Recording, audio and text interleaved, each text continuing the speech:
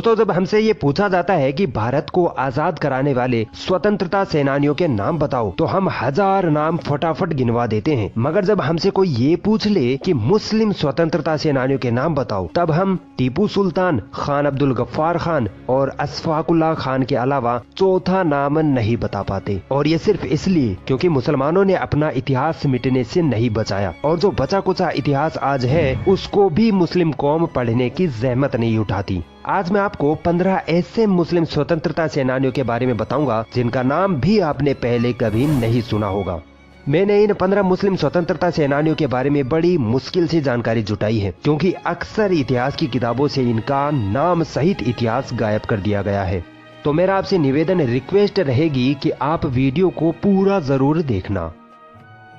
सैयद मोहम्मद सरफुद्दीन 1901 बिहार में पैदा हुए ये मुस्लिम स्वतंत्रता सेनानी पैसे से एक यूनानी डॉक्टर थे। जब महात्मा गांधी ने 1930 के नमक आंदोलन की घोषणा की, तो ये गांधी के साथ कंधे से कंधा मिलाकर भारतीय स्वतंत्रता आंदोलन में शामिल हो गए। इनके साहस से बौखलाए अंग्रेजों ने गांधी के साथ ही इनको भी जेल की कोठरी में बंद कर दिया। वर्ष 2007 में भारत को आजाद कराने के इनके साहसिक योगदान के लिए भारत सरकार ने इनको पद्म भूषण से सम्मानित किया। 30 दिसंबर 2015 को 114 वर्ष की उम्र में इनका इंतकाल हो गया था।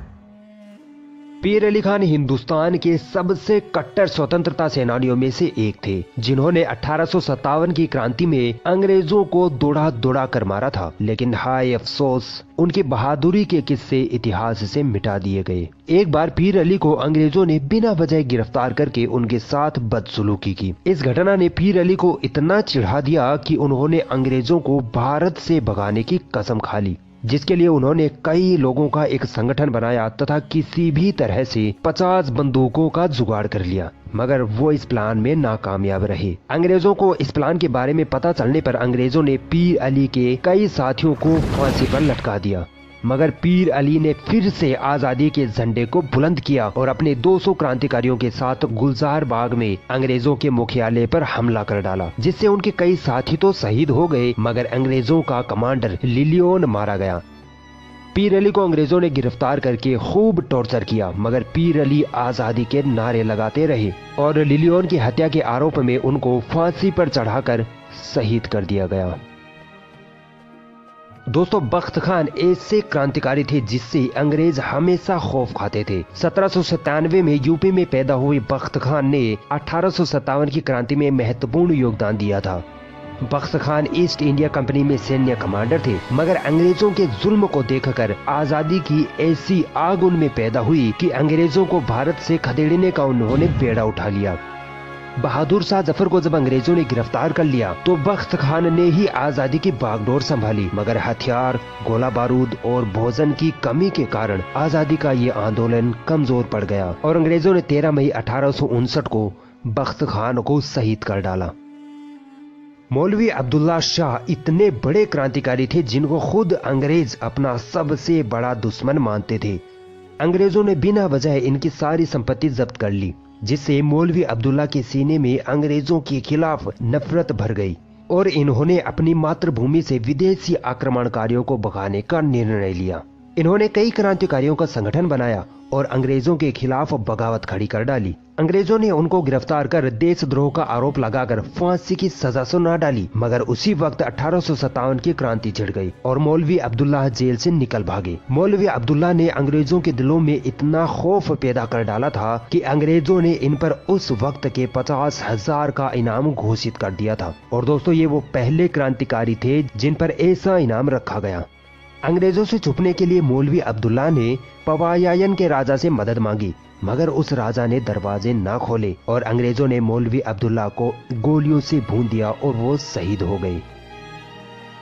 दोस्तों, सैयद अलाउद्दीन हैदर अंग्रेजों को फूटी आंख नहीं सुहाते थे, क्योंकि ये वो क्रांतिकारी थे जिन्होंने आजादी के पहले आंदोलन के लिए बहुत सारे क्रांतिकारियों को अंग्रेजों के खिलाफ एकजुट कर लिया था।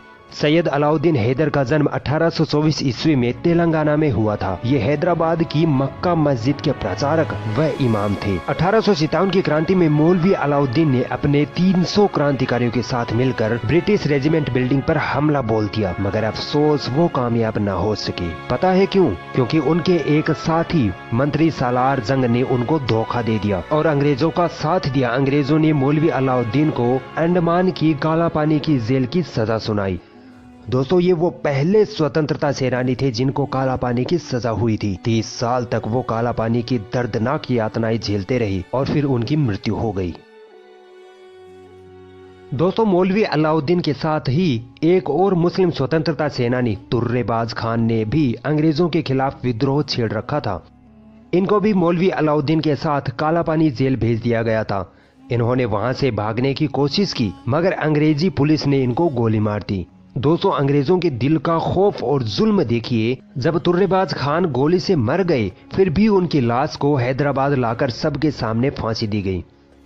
भारत सरकार ने तुर्रेबाज खान के देश के लिए बलिदान का सम्मान करते हुए उनके नाम पर एक सड़क का नाम तुर्रेबाज खान रोड रखा, जो हैदराबाद के कोटी में यूनिवर्सिटी कॉलेज फॉर वुमेन के पास स्थित है।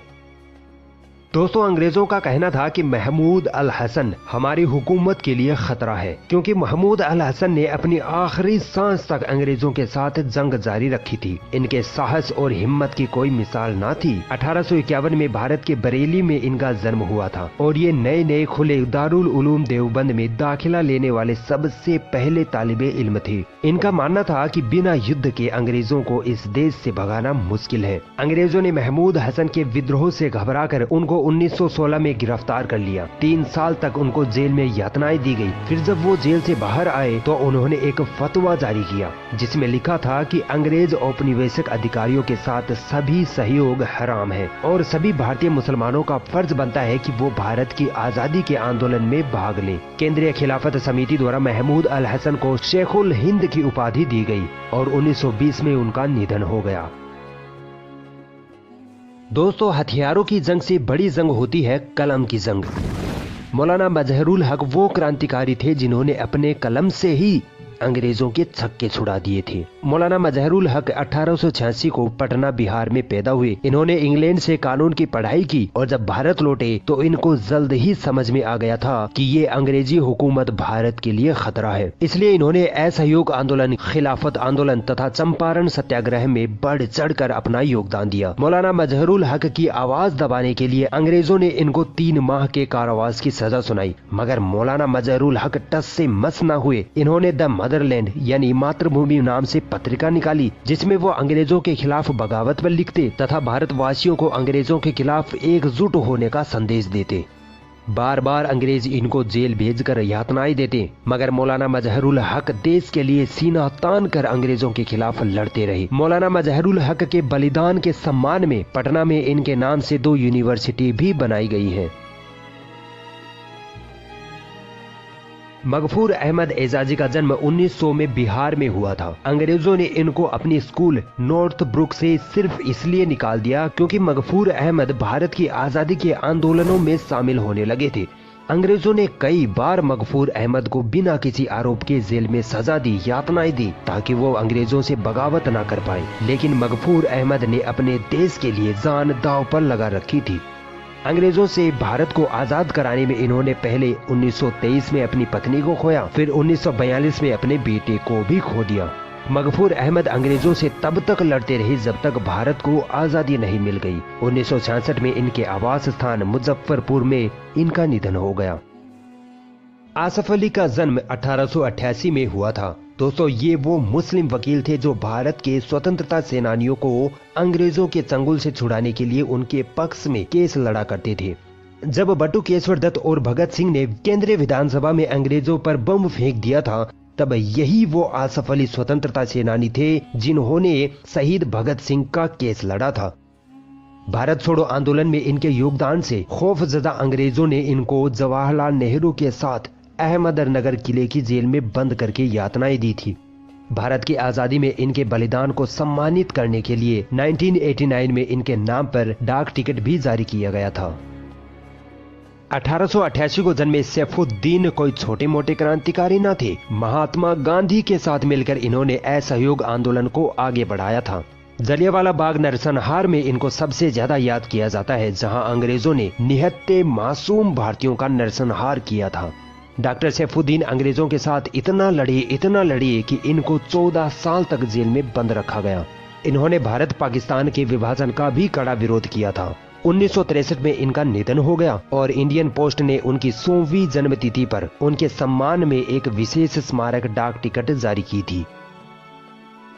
अब्बास अली का जन्म उत्तर प्रदेश में 1920 में हुआ था। बचपन से ही ये अंग्रेजों से नफरत करने लगे थे। भगत सिंह और चंद्रशेखर आजाद जैसे स्वतंत्रता सेनानियों से इन्होंने प्रेरणा ली थी और अंग्रेजों से लोहा लेने की ठान ली। सुभाष चंद्र बोस ने जब विद्रोह का आह्वान किया तो ये उनके साथ आजाद हिंद फौज में शामिल हो गए। इन्होंने अंग्रेजों को इतना सताया कि अंग्रेजों को इनको 50 से ज्यादा बार जेल में बंद करना पड़ा। ये होता है असली बलिदान। 2014 में हार्ट अटैक से इनका निधन हो गया था। 1909 में पैदा हुए वाक्कम मजीद अपने स्कूली दिनों में ही भारतीय स्वतंत्रता आंदोलन में शामिल हो गए थे। उन्होंने हर तरीके से अंग्रेजों को भारत से भगाने की कोशिशें की। 1942 में इन्होंने भारत छोड़ो आंदोलन में भाग लिया तथा अंग्रेजों के खिलाफ विद्रोह खड़ा कर दिया। अंग्रेजी हुकूमत ने इनको गिरफ्तार कर लिया तथा कई महीनों तक इनको दर्दनाक यातनाएं दी। भारत की आजादी में इनके योगदान का सम्मान करते हुए 1972 में भारतीय सरकार ने इनको ताम्रपत्र से सम्मानित भी किया था। 10 जुलाई 2000 को वाक्कम मजीद का इंतकाल हो गया। 1898 को केरल में पैदा हुए अब्दुल रहमान ने अपनी पढ़ाई बीच में ही सिर्फ इसलिए छोड़ दी क्योंकि उनको अंग्रेजों से अपने देश हिंदुस्तान को आजाद करवाना था।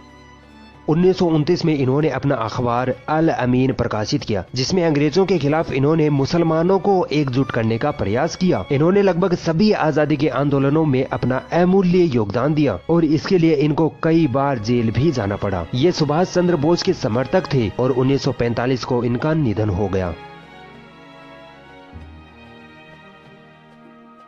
दोस्तों, इतिहासकारों का कहना है कि अंग्रेजी हुकूमत ने मौलवी मोहम्मद बाकिर को तोप के आगे बांधकर उड़ा दिया था। 1780 में इनका जन्म हुआ और 1857 की क्रांति के ये ऐसे क्रांतिकारी थे जिन्होंने 77 साल की उम्र में भी अंग्रेजों को धूल चटा दी थी। ये अपने अखबार अकबर उस जफर, जो कि बहादुर शाह जफर के नाम पर था, के जरिए भारतीय क्रांतिकारियों के समर्थन में लेख लिखते, जिससे अंग्रेजों को खूब मिर्ची लग जाती थी। अंग्रेजों को डर लगने लगा कि मौलवी बाकिर के अखबार के कारण कहीं भारत के लोग हमारे खिलाफ एकजुट होकर विद्रोह न कर दें। इसलिए 14 सितंबर 1857 को अंग्रेजों ने इनको गिरफ्तार कर तोप से उड़ाकर शहीद कर दिया। ये है मुसलमानों का बलिदान।